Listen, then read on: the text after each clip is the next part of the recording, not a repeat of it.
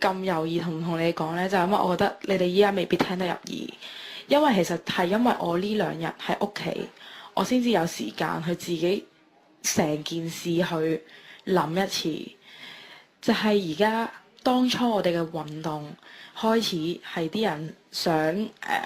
點講呢？想有真嘅普選啊，要有民主啊，不滿我哋嘅政府啊，甚至我回想翻點解當日會出嚟呢？我罷課係當然我係對政府不滿，但係點解會出嚟？最主要就因為班學生好危險，我哋需要增援。即係其實大部分出嚟嘅人唔係為咗我要有真普選，我要有民主。因為其實我當時呢，其實我覺得香港未係好適合去行民主嘅，因為首先好多人唔知民主係乜嘢，真正嘅民主係乜嘢，而且俾着我一人一票選特首，我真係覺得我呢票我係唔會選咯，因為我唔識揀，我亦都驚揀錯。咁所以去到而家，我見到成個運動開始變緊嘅時候，其實點解個運動發到咁大？其實唔係淨係因為催淚彈咯，係因為好多人係從中撩起炭火，撩起我哋學生把火去出嚟咯。即係其實因為政治真係政治，政治就係一定有陰謀㗎。即係同埋而家去到我睇到係除咗《人民日報》同埋仲有 Now 仲有南華早報都講中央係支持梁振英嘅，即使梁振英落台，其實佢都係唔會落台㗎啦。我覺得好大，真係好難佢會落台啦。而家因為佢有咁大嘅後盾，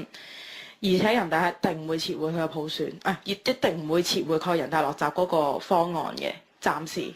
就算而家同我鬥幾耐都好，因為只要佢應承咗我哋呢邊嘅話，佢中國另外其他省地，因為佢而家開始開放，佢啲學生都開始知道咩民主，因為佢哋越嚟越知道點樣翻牆，點樣攞到資訊，變咗佢哋都會想去起義去爭取呢樣嘢，咁成個中國就會好亂。咁最後嘅得益者係邊個？係美國咯。即係我唔係話我唔知黃之鋒係咪美國嗰邊嘅人啦，我唔理啦。但係其實認真而家對美國做最大嘅威脅一定係中國，而咁啱而家呢件事出現咗，係對佢哋嚟講係最大嘅得益者咯。即係我既然覺得而家呢一刻我哋爭取唔到我哋真正嘅民主，因為冇可能一個極權嘅國家突然間會可以接受我哋有一個完全民主嘅做法，因為同佢國家嘅理念完全係相反嘅。因為同埋其實好多國家去爭取民主，亦都並非一朝一夕咯。即係我哋唔可以諗住，因為我哋今日嘅留守會令到我哋得到民主咯。因為其實我哋根本連民主意識嗰樣嘢都唔夠咯。即使我爆咗成個星期課，聽咗幾多堂都好，其實同我講而家要我講一次民主係乜嘢，我亦都未能夠好清晰話俾你聽，我哋要點樣行。咁所以我覺得而家起碼我哋所有學生嘅意識要好清楚究竟乜嘢民主點樣形容落香港，呢個都係我哋要做嘅嘢咯。所以我覺得喺呢一刻，我唔希望最尾變成咗佢哋，我唔知邊啲人嘅政治背後一啲嘅陰謀，令到我哋大部分嘅學生可能最尾受到可能流黃底或者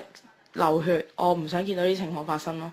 即係我唔係叫你哋而家一定要即刻走，不過我希望你哋依家諗清楚成個客觀嘅局勢，你哋先再決定究竟係咪而家真係要咁樣企出嚟企到咁硬咯。因為其實而家真係堅係兩敗俱傷，同埋成件事已經係不能夠受到控制。即係我唔知，因為其實 TVB 越咁樣做呢一啲嘢，越激起我哋大家咁憤怒，其實令到我哋開始失去咗某啲理智咯。我哋都，所以你哋真係諗清諗楚先好出嚟。如果唔係，我驚你哋最尾會後悔自己得到啲後果，但係最尾改變唔到啲乜嘢嘢，或者其實諗下自己而家應該要做啲乜嘢嘢咯。